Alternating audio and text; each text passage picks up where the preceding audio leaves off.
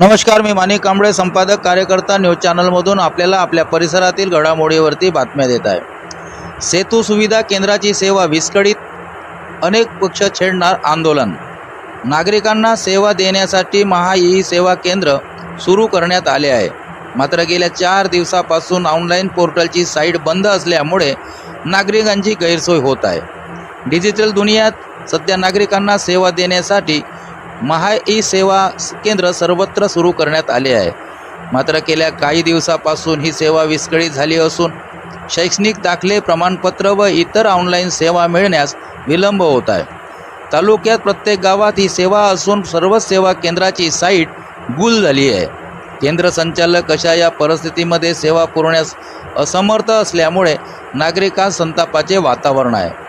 सध्या उष्णतेची दाहकता असह्य करीत असताना निकाल जाहीर होताच विद्यार्थी पालकांची गर्दी सेतू सुविधा केंद्रात पाहायला मिळत आहे।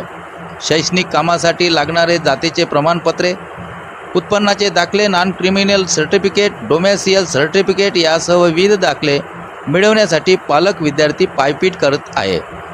मात्र स्थानिक सेतू सुविधा केंद्रात साईट चालत नाही असे शब्द कानी पडत आहे।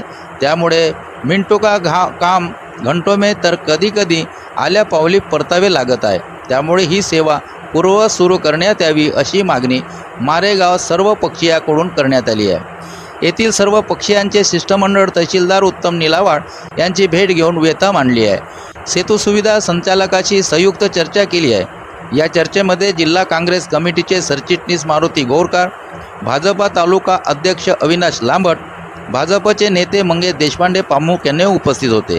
यावेळी त्यांनी सेतू सुविधा केंद्र पूर्ववत सुरू न झाल्यास आंदोलन करू असा इशारा दिला आहे।